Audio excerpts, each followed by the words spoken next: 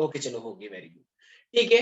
तो देखो प्यारे प्यारे बच्चों, आज हम अपना ये टर्म 1 का कुछ इंपॉर्टेंट, सबसे पहली बात तो ये कि आपको जो मैंने एक असाइनमेंट दिया था उसके सॉल्यूशन यूट्यूब पे अपलोड कर दिए गए हैं, ठीक है। मैं लिंक भेज दूंगा क्लास के बाद, मुझे याद दिला देना, और नहीं तो फिर आप लोग जा भी सकते हैं। आप लोगों को शायद कुछ लोगों ने शायद देख भी लिया होगा, तो सारे के सारे आंसर्स वहाँ पे डिस्कशन मैंने कर लिए हैं आप लोगों को, ठीक है। बस आपके मेन एग्जाम से पहले जो संडे को है उससे पहले मुझे आपको बस एक और पेपर भेजना है, और उसके बाद मैं समझूंगा कि आप लोगों की तैयारी एकदम बड़े ही अच्छे लेवल पे चल रही है, ठीक है। तो मैं ध्रुव धीमान के पास आना चाहूंगा सबसे पहले। ध्रुव धीमान, ब्लीचिंग पाउडर का फॉर्मूला क्या होता है? CaOCl2, वेरी गुड, शाबाश। तो जब हम CaOCl2 को बनाना हो तो कैसे बनाएंगे, प्रिपरेशन कैसे करेंगे इसकी? वीडियो ऑन रखा करो सारे बच्चे। कैसे प्रिपरेशन करेंगे? लगता है सर भूल गए COH प्लस Cl2 करेंगे। हाँ हाँ, जब हम कैल्शियम हाइड्रोक्साइड के अंदर क्लोरीन गैस पास करते हैं तो मेरे पास क्या बनकर आता है? कैल्शियम ऑक्सीक्लोराइड बनकर आता है, इजंट इट एवरीबॉडी? मनस्विन, फोटोग्राफी के अंदर एक रिएक्शन यूज होती है, वो क्या रिएक्शन है मनस्विन? मनस्विन,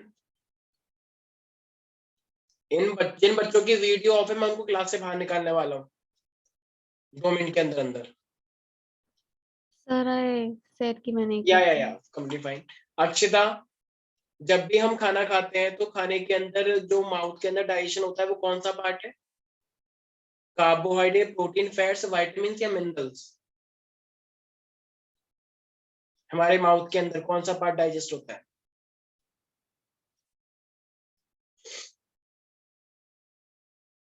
बच्चों की ये हालत है, दूध का दूध पानी का पानी करने की जरूरत ही नहीं है, सब कुछ यहाँ पे दिख तो रहा है, पूरा पानी पानी है, गाना और वो बजा दो बस कि पानी पानी हो गए सर हैं। कार्बोहाइड्रेट्स होते हैं ना? हाँ वेरी गुड, शाबाश। कार्बोहाइड्रेट का भी कौन सा वाला पार्ट? कैन वी से स्टार्च? शुगर। Yes sir. बड़े अफसोस की बात है, इतनी असीम पीड़ा हो रही है, लेकिन क्या कर सकते हैं। आफिया अली के पास आना चाहूंगा। आफिया अली प्यारी बच्ची, मेरे पास एक लेड नाइट्रेट होता है। लेड नाइट्रेट का फॉर्मूला आप जानते होंगे, PbNO3 ट्वाइस होता है ना, क्योंकि नाइट्रेट की वैलेंसी 1 होती है, Pb2 होती है, तो PbNO3 ट्वाइस। जब हम PbNO3 ट्वाइस को हीट करते हैं तो क्या बनता है? जब हम PbNO3 ट्वाइस को हीट करते हैं, मैंने बताया था ये रिएक्शन याद कर लो, याद कर लो, याद कर लो। तो देखते हैं क्या कैसे याद करें। PbNO3 ट्वाइस प्यारे बच्चे,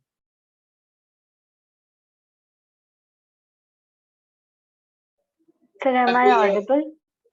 यस यू आर। सर मेरे को नहीं पता। ओह बड़े अफसोस की बात है। अच्छा आफिया, क्या तुम बता सकते हो यहाँ पे और ऐसा कौन सा बच्चा है जिसको नहीं पता होगा इसका जवाब? जिसको सर नहीं देख पता के होगा, बताती अगर हूँ। उसने बता दिया तो बहुत शर्मनाक बात हो जाएगी तुम्हारे लिए।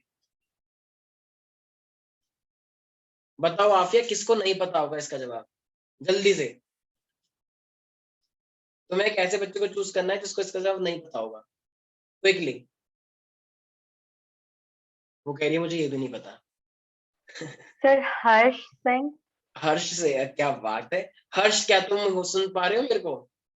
तुम्हें चूज किया गया है किसी के द्वारा, हर्ष सिंह।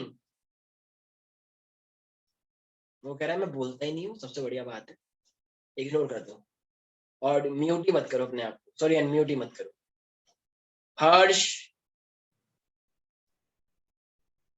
कुछ बोल पा सकते हो आप? आई मीन कुछ बोल सकते हो आप राइट नाउ? एक तो इन बच्चों की वीडियो ऑन नहीं रहती, ऊपर से ये लोग बात भी नहीं करते। अब मैं क्या करूं, क्या फायदा है ऐसी क्लास का, मजाक बना रखा है। बहुत गुस्सा आती है ऐसे मुझे। चलो आर्य शंकर, तुम्हें बताओ PbNO3 ट्वाइस। सारा फ्लो खराब कर देते हैं बच्चे, ना तो वीडियो ऑन करते ना बात करते। हाँ बताओ। सर PbNO3 ट्वाइस को ब्रेक करते हैं तो PbO मतलब लेड ऑक्साइड, नाइट्रोजन डाइऑक्साइड और ऑक्सीजन। वेरी गुड, शाबाश, जोरदार तालियों के साथ स्वागत किया जाएगा, वेरी गुड, बिल्कुल सही। PbO plus NO2 plus O2, एक बार जोरदार तरीके से बोले सब बच्चे, PbO plus NO2 plus O2। Balance आप खुद करेंगे, बोले एक बार जरा आप। Aafia, PbO plus NO2 plus O2 एकदम महारानी लक्ष्मीबाई की तरह। बोलिए आफिया अली, चलो रजिया सुल्तान की तरह बोल दो। वो सर एक कौन बार थी फिर वो? से रिपीट करना। सर मैंने चैट पे भेजा था। यहाँ पे पूरा सब खराब हो गया। PbO plus NO2 plus O2। PbO plus PbO plus NO2 plus NO2 O2। plus O2। Very good, फिर से एक बार बोलो आप। PbO plus NO2 plus O2। हाँ, लेड नाइट्रेट जब भी टूटता है तो लेड ऑक्साइड बनता है, नाइट्रोजन डाइऑक्साइड बनता है और ऑक्सीजन गैस निकल के आती है। ओके बच्चे, ओके सर। वेरी गुड, शाबाश प्यारी बच्ची। वेदिका मैदान में उतर रही है। वेदिका, आप मुझे जरा एक बात बताइए, ये जो फोटोसिंथेसिस होता है ये दो पार्ट में डिवाइड होता है बेसिकली। फोटोसिंथेसिस दो स्टेजेस में होता है, उन दो स्टेजेस के क्या नाम है? Light phase and dark phase. कौन सा वाला किस फेज के ऊपर डिपेंड करता है? लाइट डार्क के ऊपर डिपेंड करता है या डार्क लाइट के ऊपर? डार्क लाइट के ऊपर। कैसे कैसे? ऐसा क्या है लाइट फेज के अंदर जिसके ऊपर डार्क डिपेंड कर रहा है? सर अब तो कुछ नहीं होता। कैन वी से एनर्जी? क्योंकि डार्क फेज के अंदर कार्बन डाइऑक्साइड रिड्यूस होकर कार्बोहाइड्रेट बनती है, आपको पता है। तो अब वो कार्बन डाइऑक्साइड जैसी चीज कार्बोहाइड्रेट बननी है तो इसको बनने के लिए एनर्जी चाहिए होगी या नहीं चाहिए होगी? चाहिए होगी। और वो एनर्जी कौन प्रोवाइड करता है उसे? Light phase. Light phase photolysis of water करवाता है और वहां से एनर्जी बनकर आती है। तो लाइट फेज में हाई अमाउंट ऑफ एनर्जी बनती है so that in the dark phase carbon dioxide can be reduce to carbohydrate, I mean glucose you can say. Right everybody? इन बच्चों को कुछ समझ नहीं आ रहा मैं क्या बोल रहा हूँ। इन बच्चों को तो यही नहीं पता लाइट और डार्क क्या होता है। अरे पता नहीं क्या बोल रहे हो। अच्छा, डार्क फेज को हम लोग कभी कभी बायोसिंथेटिक फेज भी बोलते हैं, क्यों? डार्क फेज को कभी कभी हम बायोसिंथेटिक फेज भी बोलते हैं, ऐसा क्यों? सर क्योंकि ऐसा उसमें क्यों? कार्बोहाइड्रेट्स का। क्या क्या क्या? फिर से बोलो। हाँ सॉरी, फिर सर से बोलो। आवाज आ रही है? हाँ आ रही है, बिल्कुल आ रही है मैम। सर क्योंकि उसमें कार्बोहाइड्रेट्स का सिंथेसिस होता है जिसपे लाइफ डिपेंडेंट होती है, इसलिए बायोसिंथेसिस। वेरी गुड, इस क्लास में एक ही तो है और वो है आर्य शंकर। एक ही तो दिमाग है, कितनी बार जीतोगे आर्य शंकर? ठीक है, वेरी गुड, शाबाश। आईएलसी के बच्चों पे ऐसा जवाब बहुत ही आकर्षक लगता है। Very good. कृष्णा रस्तोगी आ रहे हैं मैदान के अंदर। कृष्णा, सर एक स्विमिंग पूल था, उस स्विमिंग पूल के अंदर डिस्टिल वाटर भरा हुआ था। तो डिस्टिल वाटर भरा हुआ था तो एक बच्चा आया, उसने उसके अंदर एक वायर डाल दी जिसमें करंट आ रहा था। लेकिन जो बच्चा नहा रहा था वो एकदम मुस्कुरा रहा है और उसके ऊपर हंस रहा है। बताओ उस बच्चे के मुस्कुराने के पीछे क्या आशय है? वो क्यों हंस रहा है उस बच्चे के ऊपर? सर क्योंकि डिस्टिल्ड वाटर में इलेक्ट्रिसिटी कंडक्ट नहीं होती। क्यों? रीजन क्या? रीजन है? Ionic bond. Ionic bond? Bond या फिर कुछ और? क्या कहते हैं? समथिंग समथिंग इसी के जैसा। क्योंकि डिस्टिल वाटर के अंदर कोई भी मिनरल्स नहीं होते, कोई भी आयंस नहीं होता। जो लोग तुम पानी पीते हो उसके अंदर आयंस होते हैं, बहुत सारे मिनरल्स एडिड होते हैं। बिस्लरी पीते हो, मिनरल वाटर बोलते हैं उसे। तो उन सब के अंदर थोड़े थोड़े मिनरल एडिड होते हैं, सॉल्ट एडिड होते हैं। लेकिन डिस्टिल वाटर में कोई भी सॉल्ट एडिड नहीं होता, कोई भी मिनरल नहीं होता, इसलिए उसके अंदर कोई करंट भी नहीं आता। इसलिए वो हंस रहा था। ठीक है बच्चे? तो सर वो प्योर वाटर नहीं हो गया? क्या? RO water? नहीं सर, प्योर वाटर, साफ pure water. Water? Pure water का सिंपल मीनिंग होता है कि उसमें इम्प्योरिटी नहीं है कोई। पर इसका मतलब सॉल्ट भी नहीं है ये थोड़ी होता है। प्योर वाटर का बस एक सिंपल सा मीनिंग होता है कि उसके अंदर कोई भी बैक्टीरिया, फंगस और गंदगी नहीं है, वो नाले का पानी नहीं है बिल्कुल मिला के, बस उसे प्योर वाटर बोलते हैं। उसके अंदर सॉल्ट होता है लेकिन सर, डिस्टिल वाटर पियोगे तो प्यास ही नहीं बुझेगी। डिस्टिल वाटर अलग चीज है, कितना भी पी लोगे कुछ नहीं होगा तुम्हें। नील, नील तुम हो यहाँ पे?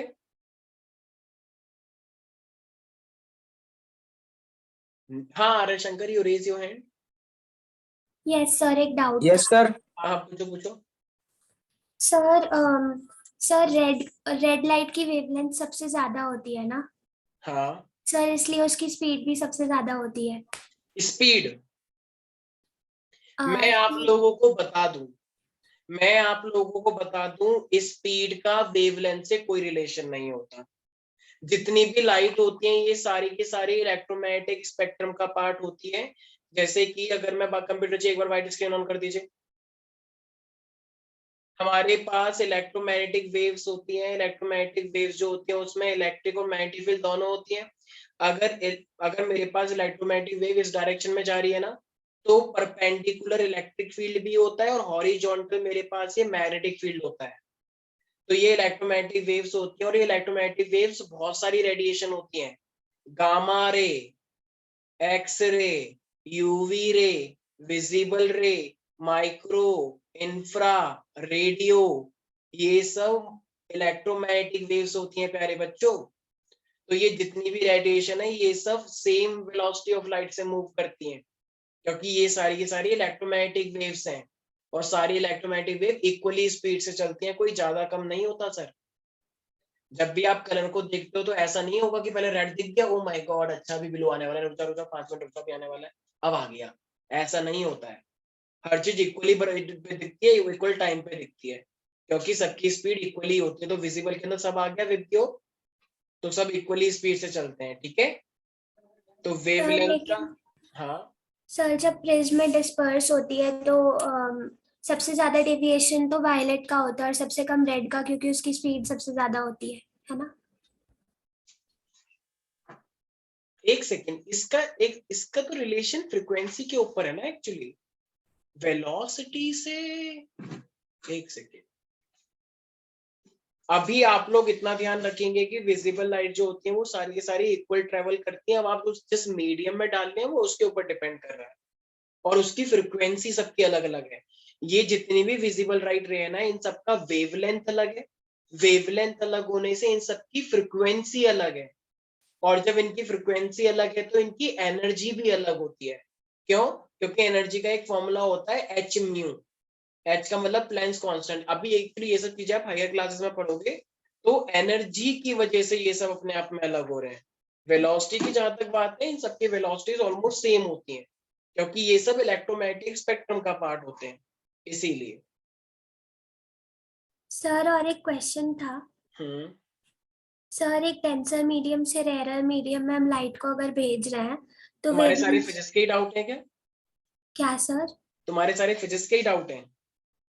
हाँ यस ओके सर। ओके, पूछो पूछो। वैसे तो मैं बता दूं, मैं केमिस्ट्री और बायोलॉजी का टीचर हूँ, बट ठीक है, you are sir welcome to ask. Yes yes. Sir तो डेंसर से रेयर में अगर लाइट को भेज रहे हैं तो उसके फार अवे वेवलेंथ पे जाती है, क्या क्या सर? वो फार अवे जाती है ना, यही पूछ रहे हो क्या? नहीं सर, उसके वेवलेंथ पे क्या फर्क पड़ता है, डिक्रीज होती है या इंक्रीज होती है?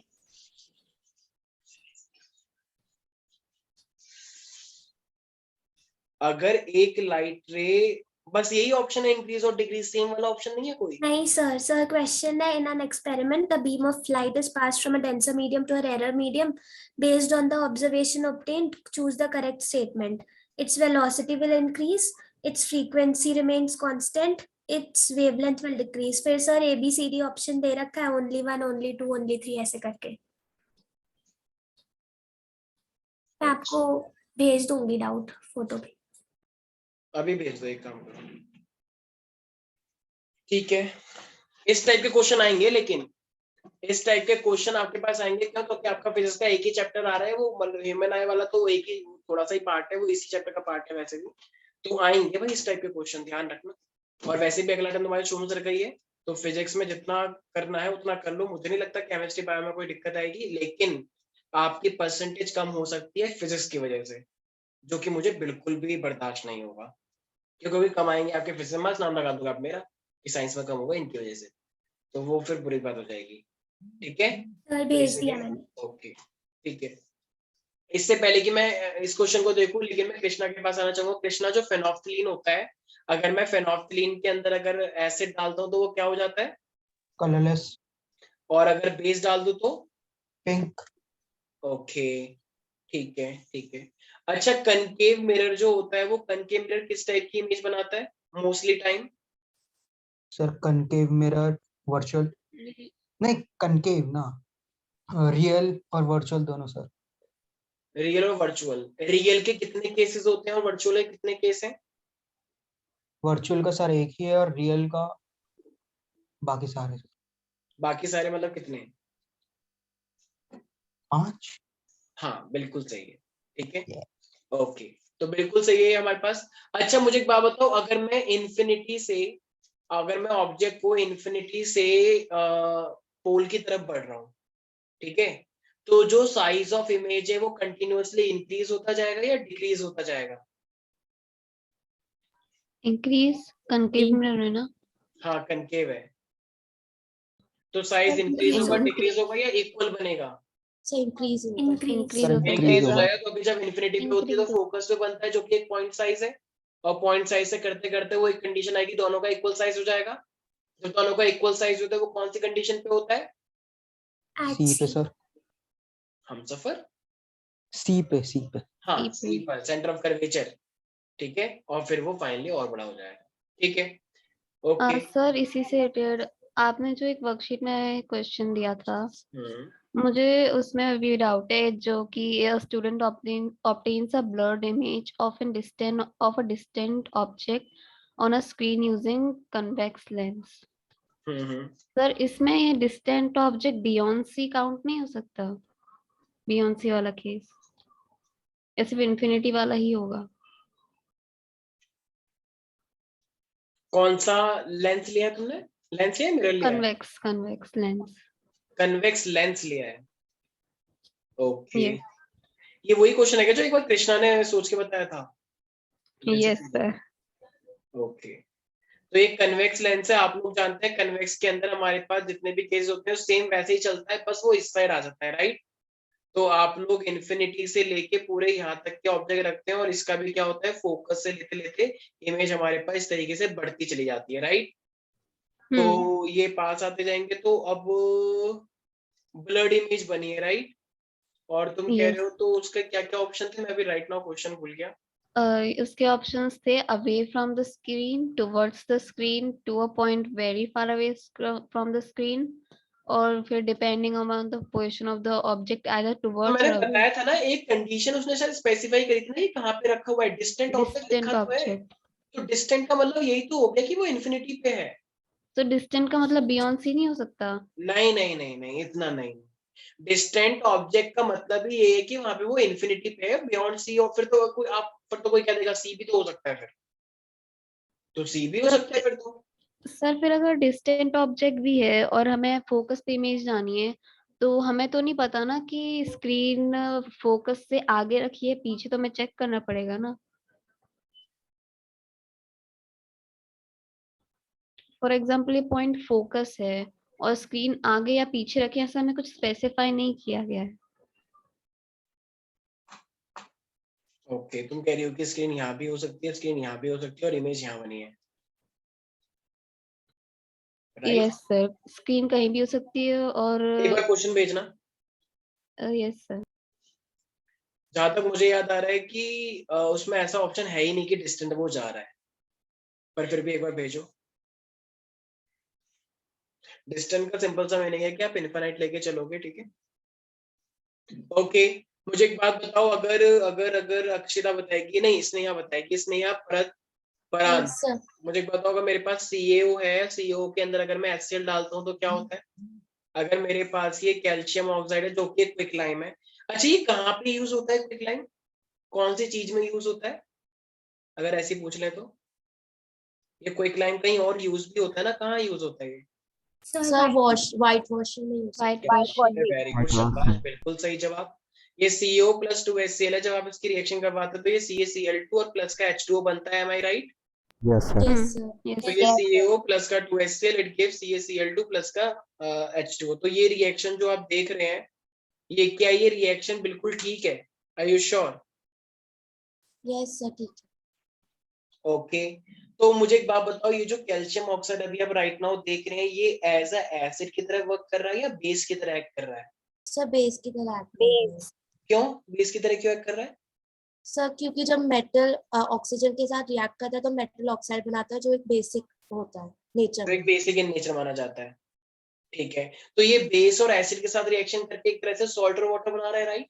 यस सर तो it is a kind of which type of reaction? Sir neutralization reaction okay, अच्छा H2O ही बनना चाहिए। अच्छा मान लो अगर अगर अगर बाई चांस H2O की जगह पे अगर ये गैस H2 निकल के आती, ठीक है, तो ऐसा CaO के अंदर हम क्या चेंज कर दें कि वो H2 निकल के आ जाए? सर ओ हटा देते, CS रखते सिर्फ। मतलब CaO से अगर मैं O को हटा दूं तो वो कैल्शियम बना रहेगा, am I right?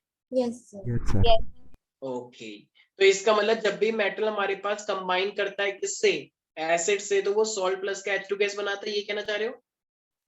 Yes sir. Yes sir ठीक है, ओके गुड, बिल्कुल सही है। ठीक है, मेरे पास एक सेकेंड, ये बच्चों ने तो वैसे मुझे क्वेश्चन भेजा ही है, I will see that once, just give me 1 minute. मैंने भी भेज दिया। हाँ हाँ, okay okay, I will see. सारे बच्चे जरा एक क्वेश्चन लिखना, सारे बच्चे क्वेश्चन लिखना। क्वेश्चन लिखने की जरूरत नहीं, चलो मैं लिख पाता हूँ। लिखा है कि हमारे पास the refractive index of diamond with respect to glass, तो डायमंड है विद रिस्पेक्ट टू ग्लास, ये कितना दे रखा है 1.6, ओके। तो डायमंड का है विद रिस्पेक्ट टू ग्लास जो कि 1.6 है। If the absolute index of glass is, absolute refractive index of glass, अब ऑब्वियस बात ये ए के रिस्पेक्ट में होगा, राइट? ये 1.5 है, तो पूछ रहा है बताइए तो रिफ्रैक्टिव इंडेक्स डायमंड का कितना होगा, absolute refractive index of diamond would be कितना होगा, जरा बताएं एक बार आप लोग। Sir 2.4 very good Sneha, I am waiting for the other people as well. Sir glass तो 1.5 है ना?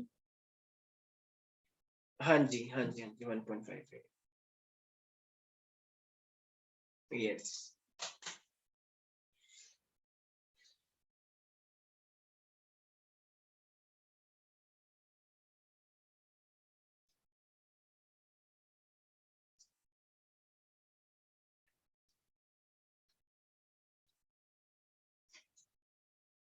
कितना आ रहा है आप लोगों का?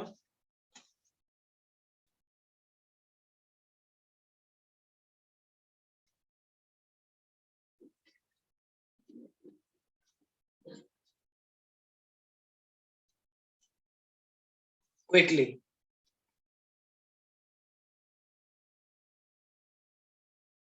सर 2.4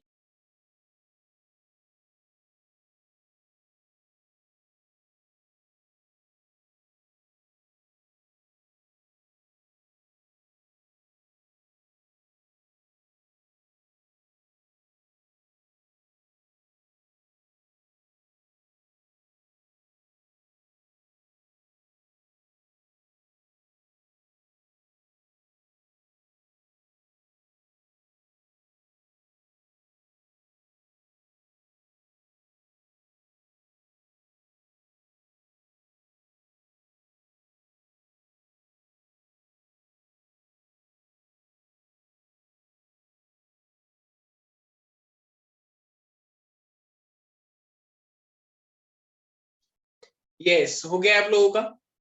अच्छा मुझे एक बात बताओ, अगर ये रिफ्रैक्टिव इंडेक्स आपको बोल रहा है मतलब डायमंड का दिया है with respect to glass, right, तो इसका मतलब क्या है एक तरह से, कैन वी से दैट कि ये एक तरह से इसका मीनिंग ये हो गया कि एब्सोल्यूट रिफ्रैक्टिव इंडेक्स हो गया डायमंड का divided by absolute refractive index हो गया ग्लास का, एम आई राइट? भाई जिसका सर, आ होता है गया। उसे हम ऊपर रखते हैं और जिसके रिस्पेक्ट में होता है उसे हम नीचे रखते हैं, इजंट इट? और ये मुझे Yes, कितना sir. दे रखा है, Yes, sir. 1.6 दे रखा है, ठीक है। तो म्यू टी अपॉन में mu g is equal to 1.6 दे रखा है। आपको डायमंड का निकालना है, तो एक तरह से इसका मतलब क्या हो गया, ये म्यू डी अपॉन में म्यू ए आपको निकालना पड़ेगा, राइट? एयर का विद रिस्पेक्ट टू एयर निकालना है ना, क्योंकि एब्सोल्यूट दे रखा है आपको, और ये भी आपको दे रखा है कितना, म्यू ग्लास अपॉन में म्यू एयर, और ये कितना दे रखा है हमको 1.5, एम आई राइट? तो अब जरा मुझे एक बात बताओ, इन दोनों इक्वेशन का यूज करके क्या आप लोग म्यू टी अपॉन में म्यू ए निकाल लेंगे? ये इक्वेशन 1 है, ये इक्वेशन 2 है। जरा मुझे एक बात बताना, दोनों को मल्टीप्लाई अगर आप करोगे, मल्टीप्लाई करना है डिवाइड करना है, क्योंकि ये भी क्या है म्यू जी है ना। हाँ, तो दोनों को अगर आप मल्टीप्लाई करोगे तो म्यू टी अपॉन में म्यू ए बन जाएगा ऑटोमेटिकली। अरे आपको म्यू yes, डी sir. निकालना है ना, म्यू डी का मतलब रिफ्रैक्टिव इंडेक्स ऑफ डायमंड, और वो एब्सोल्यूट निकालना है, तो इसका मतलब एयर के रिस्पेक्ट में, तो एयर के रिस्पेक्ट में क्या हो जाएगा, म्यू डी अपॉन में म्यू ए। अब आपको पता है कि आपको ये दे रखा था, ये दे रखा था, दोनों को जरा मल्टीप्लाई करना, तो देखो म्यू डी अपॉन में म्यू जी, मैं म्यू बोलता हूँ एक्चुअली में, और ये है म्यू जी अपॉन में म्यू ए। तो देखो म्यू जी से म्यू जी कट गया, तो ये कितना आया, म्यू डी अपॉन में म्यू ए, और यही तो हमें निकालना था, तो हमने दोनों को मल्टीप्लाई किया था ना, तो इसकी वैल्यू कितनी है 1.6 और उसकी वैल्यू कितनी है 1.5, तो कितना आ जाएगा 2.4 आ जाएगा। Am I right? 2.4. ये आप लोगों को बहुत सिंपल है, देखो जो हमें गिवन था हमने उसका फॉर्मूला लिख दिया, जो हमें ये गिवन था हमने इसका फॉर्मूला लिख दिया। अब आपको ये चाहिए था म्यू डी अपॉन में म्यू ए, क्योंकि वो पूछ ही रहा है, तो कैसे करना चाहिए, मतलब दोनों को डिवाइड करना चाहिए था या मल्टीप्लाई, दोनों में से कोई एक होता है हमेशा, या तो मल्टीप्लाई या डिवाइड। अब यहाँ पे देखो म्यू डी ऊपर है और म्यू ए नीचे है, तो जी से जी कट जाएगा, तो इससे मैंने मल्टीप्लाई कर दिया और मेरा 2.4 आ गया। इस टाइप के क्वेश्चन एग्जाम में बहुत आते हैं, ठीक है, याद रहेगा। नील,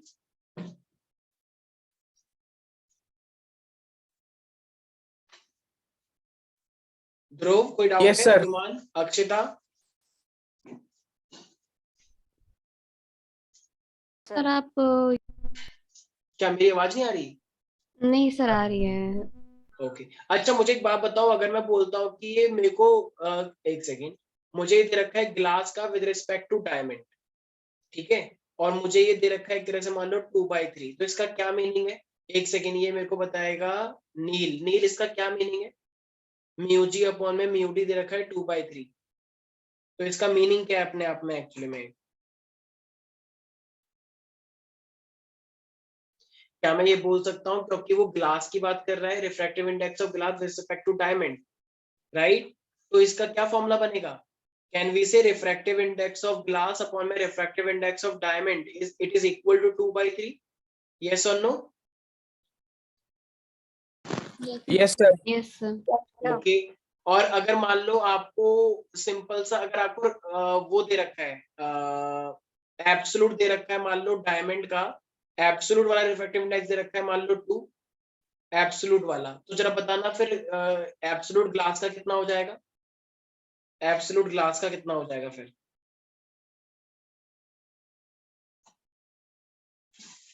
So 4/3. 4/3 पक्का? Yes sir, Of course, 4/3. बिल्कुल सही है। आप जी रख दोगे उधर, मतलब जो हमारे पास डी है इसको उधर रख दो, क्योंकि यही तो है अपने आप में मतलब एब्सोल्यूट, रखो यहाँ पे, म्यू जी की वैल्यू आ जाएगी, सिंपल।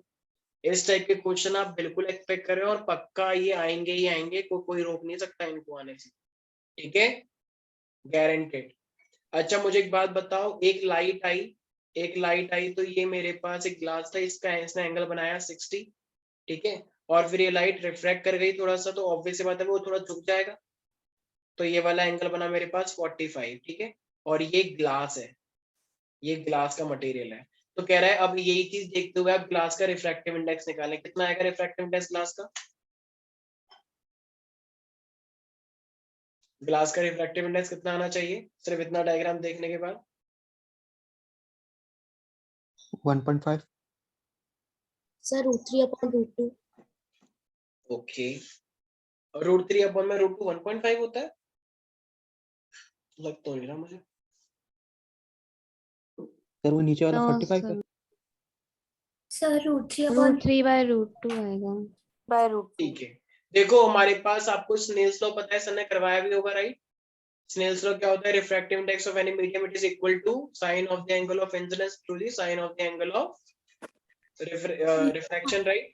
तो अगर मैं देखूंगा यहाँ पे, तो म्यू कितना हो जाएगा, sine i by sine r हो जाएगा, और साइन आई कितना दे रखा है आपको 60, और ये दे रखा है 45, साइन 60 कितना होता है √3/2, 3/2. और ये कितना होता है 1/√2, 1/√2.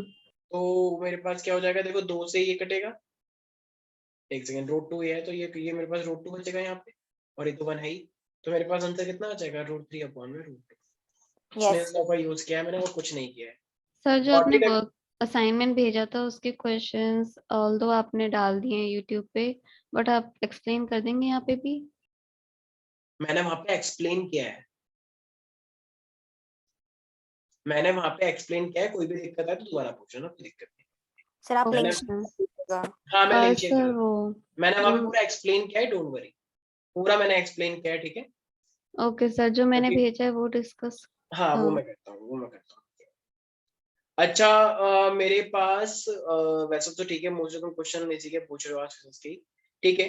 मान लो कि मेरे पास एक ऑब्जेक्ट है और ऑब्जेक्ट की जो हाइट है, क्या वो कभी नेगेटिव हो सकती है? ऑब्जेक्ट की हाइट, No, नो। क्योंकि हम हमेशा इस साइड रखते हैं और इस साइड हमेशा पॉजिटिव लिया जाता है। तो +10 मान लो आपको दे रखा है। अच्छा अगर मैं मान लो बाई चांस 10 mm दे दूं तो इसका mm में लेना होता है या सेंटीमीटर में लेना होता है, क्या लगता है? सर सेंटीमीटर में ज्यादा सेंटीमीटर में सबको लेते हैं एक ना, ही में लेंगे। तो 10 mm में तो ये कितना हो जाएगा मेरे पास? 1 सेंटीमीटर। 1 सेंटीमीटर। 1 सेंटीमीटर, ठीक है। कुछ बच्चों को यही नहीं पता होता है, तो ध्यान रखें, गड़बड़ हो जाएगी वरना। ठीक है, मान लो आपको इमेज की हाइट भी दे रखी है मैंने, ये तो हाइट हो गई h1 और इमेज की हाइट को हम h2 लेते हैं। तो h2 आपको दे रखी है, मान लो माइनस का मतलब उस साइड बनाए, ठीक है। तो -5 mm है, तो ये कितना हो जाएगा मेरे पास फिर? माइनस का 0.5 सेंटीमीटर हो जाएगा, यस और no? Yes, sir. Yes sir.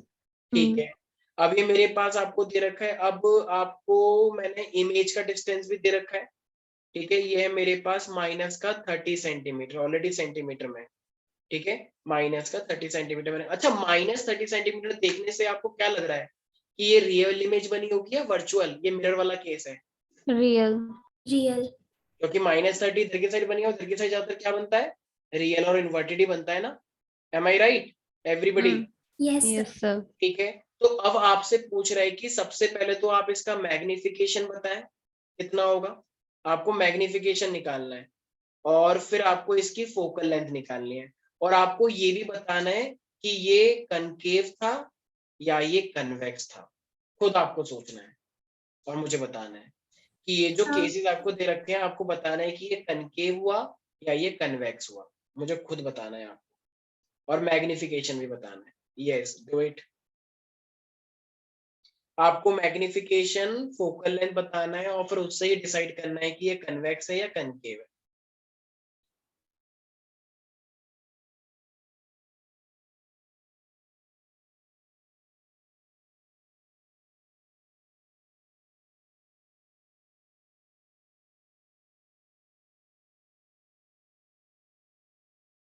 Sir ये मिरर का केस है ना?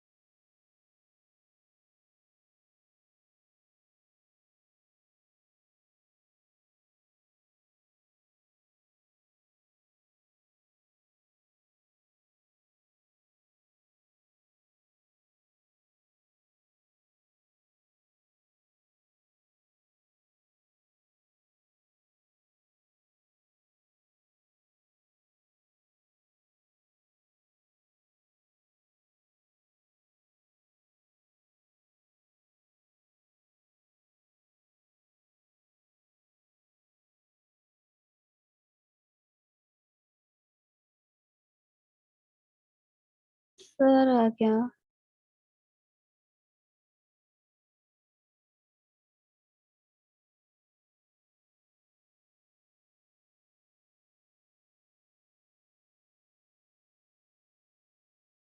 वेदिका ये मिरर का ही केस है। हाँ थैंक्स।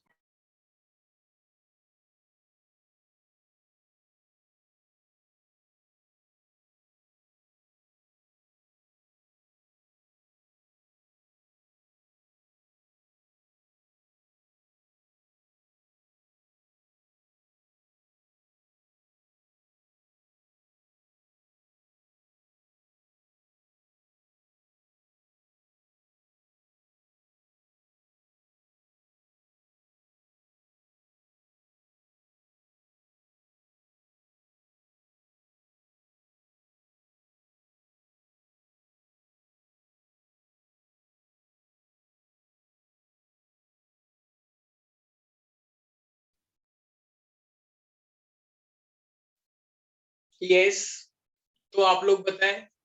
बहुत सारे बच्चों ने वैसे मुझे जवाब दे दिया है, बहुत सारे बच्चों का एकदम करेक्ट जवाब आया है मेरे पास। यस, तो आपका जो बहुत सारे बच्चों ने जवाब दिया है एफ आ रहा है। ओ कृष्णा, तुम्हारा आंसर गलत क्यों आ रहा है? कृष्णा का गलत है, आर्या का बिल्कुल सही है, स्नेहा का बिल्कुल सही है, और यस बस इन 2 बच्चों का सही है। बाकी आप लोगों को अगर बोलना चाहें तो बता सकते हैं। जिन बच्चों का f -20 सेंटीमीटर आ रहा है वो बिल्कुल सही है, और जिनका मैग्निफिकेशन भी निकालना था आई गेस। Yes sir. अच्छा, मैग्निफिकेशन निकालने के बाद आप लोगों को पता है कि आपको u की भी जरूरत पड़ी होगी। यस भाई, सर। तो u कितना आया था आप लोगों का? Sir -60 centimetre. वेरी गुड, तो -60 आ गया मैग्निफिकेशन का यूज करके, क्योंकि आपको पता है -60। H2 अपॉन में H1 आपने मैग्निफिकेशन निकाल लिया होगा, और उसी का एक फॉर्मूला और होता है ना -v/u। तो उससे आपने यू, किन किन लोगों से नहीं हुआ एक बार जरा मुझे बता दें, करके दिखाना है क्या? भाई H2 अपॉन में H1 होता है is equal to -v upon में u होता है, तो H2 और H1 मैंने दे रखा है ऑलरेडी, और मैंने v भी दिया है, तो u निकल जाएगा। u पता है तो आप मिरर फॉर्मूला लगाओगे 1/f is equal to -v plus का 1/u, तो इससे फोकल लेंथ निकल जाएगा। अगर f पॉजिटिव आता है तो इसका मतलब वो क्या होता है? कन्वेक्स, क्योंकि पॉजिटिव ऊंची दुकान पीका भगवान, कम वर्ड है इसमें, और नेगेटिव का मतलब कनकेव, बड़ा वर्ड, ऐसे याद रखो। जब भी फोकल लेंथ पॉजिटिव वो कन्वेक्स, जब भी नेगेटिव वो कनकेव, याद रखा जाएगा प्यारे बच्चों। Got it? सिंपल सी बात थी, ठीक है। तो अब अच्छा एक सेकंड, इससे पहले कि मैं आगे बढ़ूं एक चीज और, अगर मैं कभी भी आपसे आ जाए कि रिड्यूसिंग एजेंट्स के नाम बताओ, तो आपको ध्यान रखना है 2 बहुत ही फेमस रिड्यूसिंग एजेंट होते हैं। एक होता है लिथियम एल्यूमिनियम हाइड्राइड LiAlH4, और एक होता है सोडियम बोरोहाइड्राइड NaBH4। ये बहुत ही अच्छे रिड्यूसिंग एजेंट माने जाते हैं। और अगर जब भी आ जाए ऑक्सीडाइजिंग एजेंट के नाम बताओ, तो आप क्या बताओगे? तो 2 बेस्ट ऑक्सीडाइजिंग एजेंट आपको, वैसे तो HNO3 भी होता है, यू नो इट, बाकी KMNO4 पोटेशियम परमैंगनेट, और एक होता है एसिडिफाइड K2Cr2O7, K2Cr2O7। तो KMNO4, K2Cr2O7, these are 2 oxidizing agent, and lithium aluminum hydride, sodium borohydride, these are 2 reducing agent। याद रहेगा आप सभी लोगों को? सर आपने ऊपर क्या लिखा है? AlH4, LiAlH4, lithium aluminium hydride, और नीचे सोडियम बोरोहाइड्राइड। आप लोगों को मैंने एक पेन का नाम बताया था, तो वो जो पेन का नाम है, ठीक है, याद, वैसे तो मैं कोई प्रचार नहीं कर रहा हूँ, लेकिन ये पेन बहुत ही स्मूथ है और बहुत ही जल्दी ओवल फिल करता है अच्छे से, और एकदम पॉइंटेड भी नहीं है जिससे कि ओमार में छेद हो जाए। तो रेनॉल्ड्स लिक्विफाइड आप लोगों ने सुना होगा शायद, तो रेनॉल्ड्स लिक्विफाइड है, आप इसे लेंगे तो बहुत ही स्मूथ पेन है, बहुत ही अच्छा पेन है, हमारे टाइम का चलता आ रहा है। जब हम एंट्रेंस एग्जाम देते थे तो हमें उसमें ओवल ही फिल करनी होती थी, ठीक है, जैसे जो उस टाइम पे AIPMT और AI ट्रिपल ही होता था, तो जो कि अब तुम्हारा नीट और जेई के नाम से फेमस है, तो यही पेन बहुत अच्छा होता था, ठीक है। ओके बच्चे, रेनॉल्ड्स लिक्विफाइड। बाकी और भी पेन अगर आपको अच्छा लगे तो आप ले सकते हैं, इससे आपकी स्पीड मेंटेन होगी। हाँ, अब आ जाते हैं हम sir. Yes yes yes yes. Sir जब हम ब्लीचिंग पाउडर प्रिपेयर करते हैं तो स्लेक लाइम हम ड्राई लेते हैं क्या? स्ट्रेट हम क्या लेते हैं? Sir slack lime.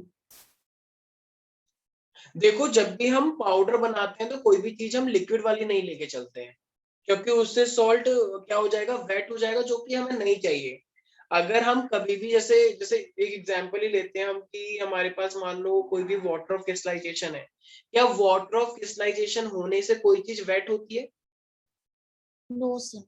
नहीं होती है। तुम लोग जो पीओपी लेकर आते हो, तो पीओपी का फॉर्मूला क्या होता है? CaSO4 into half H2O। तो कुछ लोग समझते हैं वो इस हाफ के होने से गीला गीला होगा, नहीं, वो पूरा सूखा हुआ होता है। ये पूरा सॉल्ट का फॉर्मूला है। Just because it has half molecules of H2 it doesn't mean that it is wet. वो वेट नहीं होता, वो ड्राई ही रहता है, बस प्रेजेंट है ये एज अ सॉल्ट, ठीक है। तो क्या वाटर ऑफ क्रिस्टलाइजेशन होने से कोई भी वो चीज वेट होगी? नहीं होगी। याद रहेगी प्यारे बच्चों? Yes Yes, sir. और सॉल्ट को हम वेट नहीं लेते हैं, कोई भी सॉल्ट वेट होता है तो इसका मतलब वो एक तरह से यूजलेस है, उसका कोई यूज नहीं है। ओके।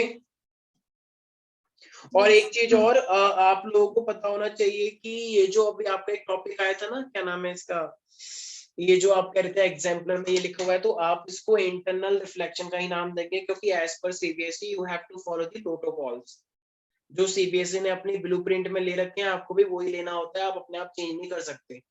सीबीएसई कभी कभी ये भी चेक करता है कि आप हमारी बुकों को रेफरेंस करवा रहे हैं या नहीं करवा रहे हैं, तो आपको आंसर वही टिक लगाने हैं जो सीबीएसई ने अपने गाइड्स के अंदर दे रखा है, then it will be considered as a right, बेशक वो सही हो या गलत हो। ठीक है, तो ऐसा करना Sir. पड़ेगा आप लोगों को। यस सर मैंने जो क्वेश्चन भेजा था उसका आंसर आप बाद में बताएंगे? यही वाला, एक सेकंड।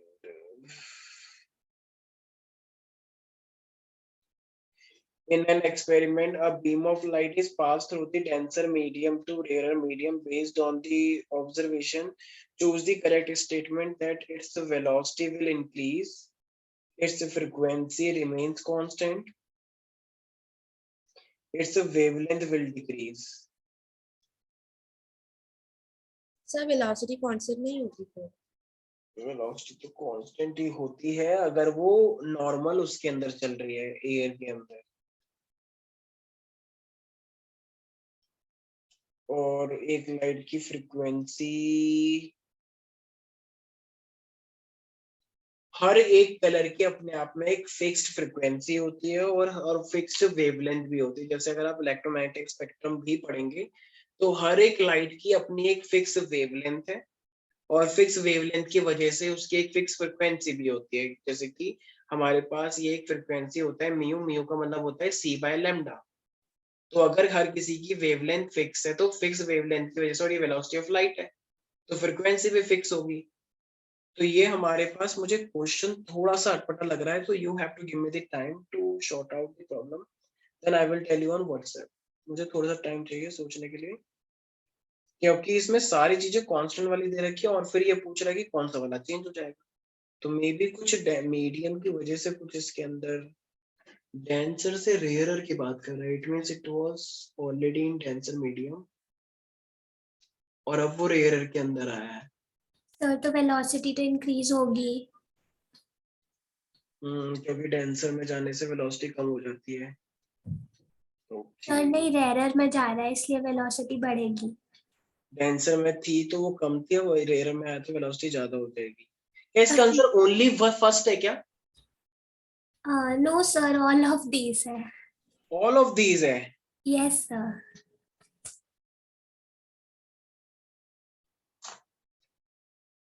एक बार क्वेश्चन ग्रुप पे ही भेज दो। अभी भेजती हूँ। हाउ इज ये पॉसिबल ही नहीं है।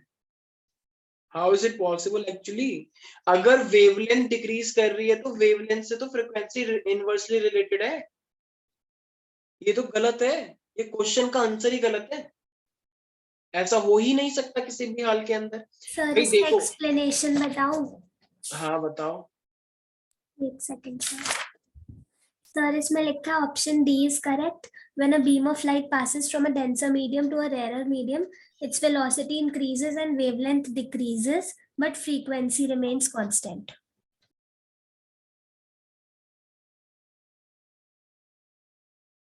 पर सर वेवलेंथ को तो किसी भी चीज से फर्क नहीं पड़ता, तो यस सर। थर्ड वाला तो करेक्ट ही नहीं हो सकता। सो बी, सी और डी कैंसिल हो गए, तो यही होना चाहिए। आई एम टेकिंग, ठीक है, I am taking separate time for this question, क्योंकि एक्सप्लेनेशन भी देखो, पहली बात तो तुम्हारा फर्स्ट टाइम ये एग्जाम करवा रहे हैं एमसीक्यू, और एक्सप्लेनेशन भी बिल्कुल करेक्ट होगी। आई कांट एश्योर, ठीक है, तो मुझे एक बार चेक करना पड़ेगा, क्योंकि मैं इस वाले स्टेटमेंट से वाकिफ नहीं रखता। ये स्टेटमेंट जो अभी तुमने दिया है ये गलत है मेरे according, but still I have to check it once. ठीक है, तो इसका मैं बताऊंगा। मेरे के हिसाब से सिर्फ आंसर ए होना चाहिए कि ए वाली स्टेटमेंट सही है, क्योंकि अगर वेवलेंथ को ये लोग चेंज करेंगे तो ऑब्वियस सी बात है फ्रीक्वेंसी भी चेंज होगी, क्योंकि फ्रीक्वेंसी का सिंपल सा फॉर्मूला होता है सी बाय लैम्डा। तो अगर वेवलेंथ चेंज होगी तो फ्रीक्वेंसी भी फिर चेंज होगी, और वेवलेंथ नहीं चेंज हो रही तो फ्रीक्वेंसी भी चेंज नहीं होगी, दोनों आपस में रिलेटेड होते हैं। ठीक है, coming to the next question. Sir और वो वाला आप जो क्वेश्चन है, हाँ वेदिका वाला जो क्वेश्चन है, सर आप ये थोड़ा सा हम्म, पीछे वो वाला स्लाइड दिखा देंगे जिससे आपने रिड्यूसिंग और ऑक्सीडाइजिंग एजेंट्स का नाम लिखा था।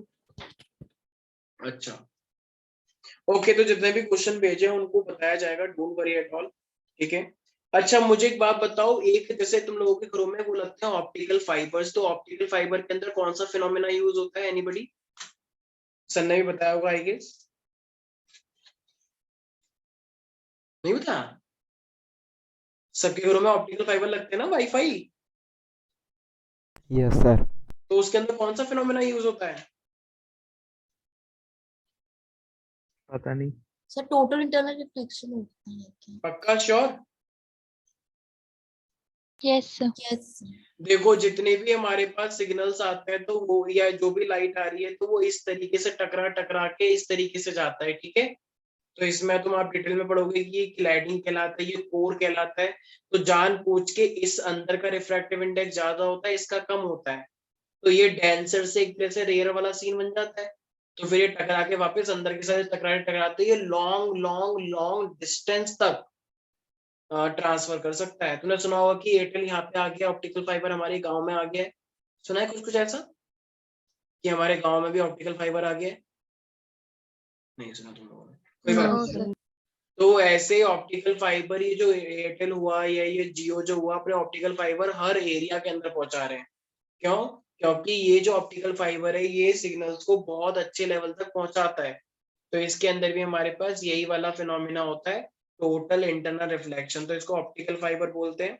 आप लोग ये अपने माइंड के अंदर रखेंगे। तो और वो वाला जो क्वेश्चन था रिफ्लेक्टेड इंटरनली, तो उसको आप रिफ्लेक्टेड इंटरनली ही करेंगे, टीआईआर अभी के लिए नहीं करेंगे। Although answer total internal reflection है, लेकिन सीबीएसई की गाइडलाइंस के अकॉर्डिंग आप लोगों को टिक वही करना है जो आपको बताया जा रहा है, जो उन्होंने अपनी रेफरेंस बुकों के अंदर दिया है, ठीक है। आप उससे अलग नहीं जा सकते। Got it? Yes sir. Sir वो स्लाइड एक बार फिर से दिखा दीजिए। Sure sure. तो अब मुझे एक बात बताओ, ध्रुव दिमान, ध्रुव ये रैनिन क्या करता है? रैनिन,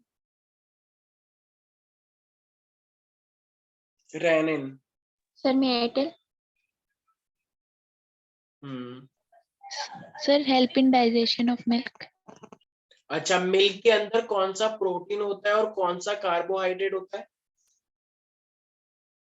मिल्क के अंदर, मिल्क के अंदर कौन सा प्रोटीन होता है और कौन सा कार्बोहाइड्रेट होता है? एनीबॉडी? सर प्रोटीन पता है। बताओ। केजाइन। अरे वाह शाबाश, बिल्कुल सही, मैंने उम्मीद नहीं की थी किसी को पता होगा। ओके, और कार्बोहाइड्रेट? लैक्टोज। लैक्टोज सुना नहीं है क्या? Lactose Yes. पता है? तो डाइसैकराइड जो ग्लूकोज और गैलेक्टोज में टूटता है। अरे सच में नहीं पता? सर पता है। लैक्टोज ग्लूकोज और गैलेक्टोज में टूटता है ना भाई। ध्रुव अग्रवाल, ध्रुव अग्रवाल, यस सर। एक है मेरे पास वॉशिंग सोडा, एक है मेरे पास जिप्सम, एक है मेरे पास ब्लू विट्रियोल, और एक है मेरे पास पीओपी, राइट? तो ये चार चीजें हैं, तो जरा बताना है इनका water of crystallization washing soda का कितना होगा? मेरे को ऐसे नहीं पता है तो कैसे पता है? पता है तो पता है, नहीं पता तो नहीं पता, कैसे है और ऐसे थोड़ी होता है। अक्षिता, वॉशिंग सोडा के अंदर कितने वाटर ऑफ क्रिस्टलाइजेशन होते हैं? सर नहीं पता। Very good. सर मैं 10H2O। ये 10। ध्रुव धीमान बताएगा। Yes Dhiman, sir 10। सर मैंने ही तो बोला 10H2O। अच्छा ओके। Na2CO3 into 10H2 नहीं होता? जिप्सम का फॉर्मूला क्या होता है? CaSO4 into में 2H2O। Yes sir. ये मैंने क्या लिखा था बी से? हाँ, blue vitriol. Blue vitriol। CuSO4 into 5H2O, 5 5 blue colour का होता है। और POP में कितना होता है? Half. हाफ। हाफ होता है, राइट? तो अगर इसका सिंपल रेशियो बनाना होगा तो क्या मैं इसको ऐसे कर सकता हूँ 20:4:10:1? क्या मैं ऐसे लिख सकता हूँ सिंपल रेशियो? Yes, sir. एक बजे काट दो इसे। अरे और कैसे काटे? 1 आ तो गया, 1 से और थोड़ी काटेंगे, अब तो बढ़ेगा ही। तो 20:4:10:1 का रेशियो बन जाएगा। Yes, sir. Okay, pre molars और मोलर्स का मेन फंक्शन क्या होता है? Grinding. Grinding Crushing, food. grinding, chewing. Okay, और ये जो मेरे पास कैनाइन्स होते हैं इनका मेन फंक्शन क्या होता है? Tearing. जब Tearing. हम खाने को अपने माउथ में पूरा चबा डालते हैं, एकदम गीला सा हो जाता है, वो एकदम स्लिपरी जैसा, उसको क्या बोलते हैं? Bolus. Bolus. Bolus.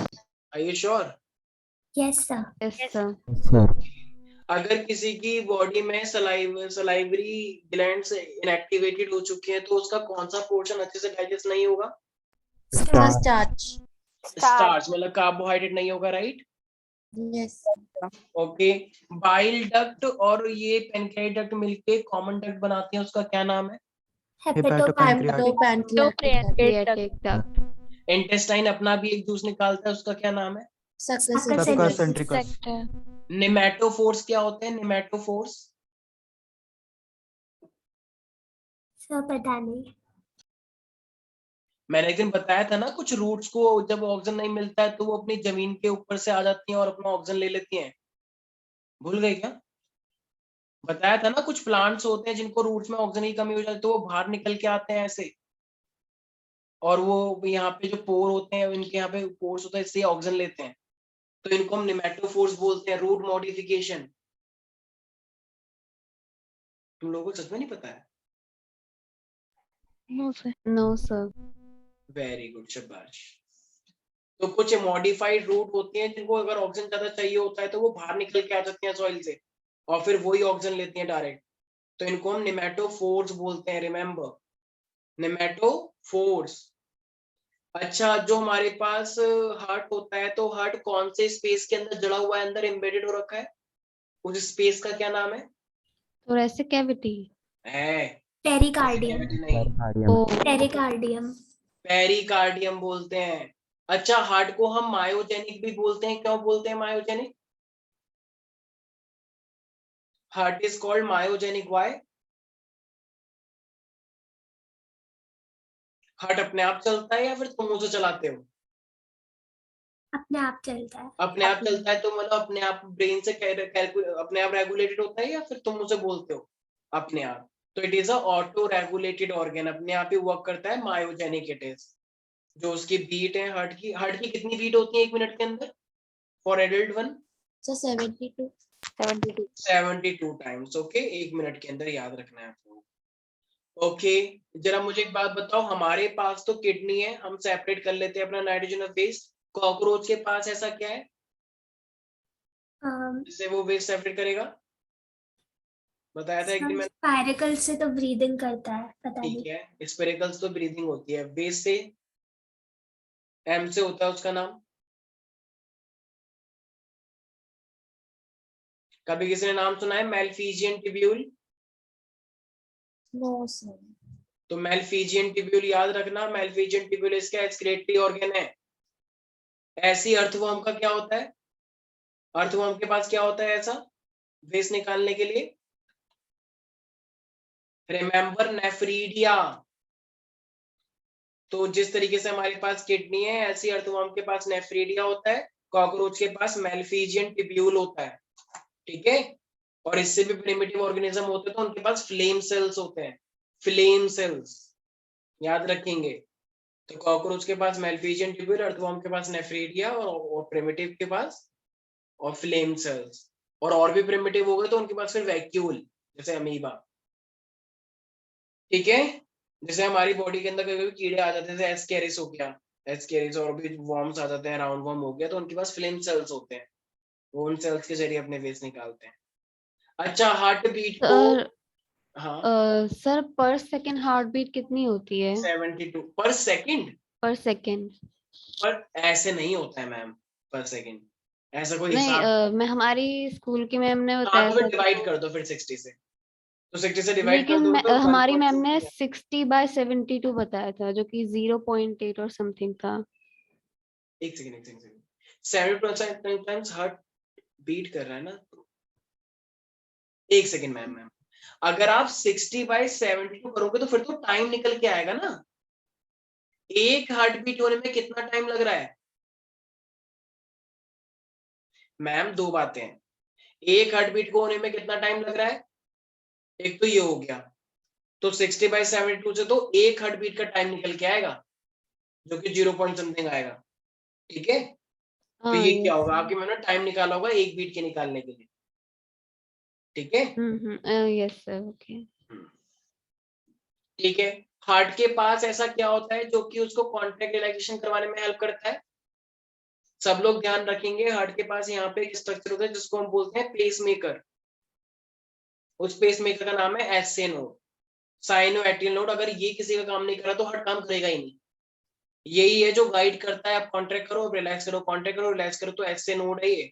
कुछ लोगों का हार्ट काम नहीं करता तो उनको आर्टिफिशियल एसए नोड लगाना पड़ता है, बैटरी चार्ज होता है, वो 5 साल के लिए वैलिड होता है। तो वो कॉन्ट्रैक्ट करवाता है, रिलैक्स करवाता है, कॉन्ट्रैक्ट करवाता है, रिलैक्स करवाता है। तो it is a pacemaker, heart को पूरा गाइड करने वाला स्ट्रक्चर है ये, ठीक है, जो कि एट्रियम में होता है यहाँ पर इस वाले पार्ट में। तो it is a pacemaker, okay. तो आज की क्लास के लिए जो भी डाउट आपको बता दिए जाएंगे, यूट्यूब का लिंक आपको शेयर कर दिया जाएगा, आप रिकॉर्डिंग देखें। एक पेपर और दिया जाएगा मेन टेस्ट से पहले, ठीक है। All the very very best, सब लोग बचा देंगे, आई नो दैट। कुछ हॉट क्वेश्चन हम कर रहे हैं तो इसलिए घबराने की जरूरत नहीं है, ठीक है। तो बाकी हम करते हैं नेक्स्ट क्लास में, बाय, टेक केयर।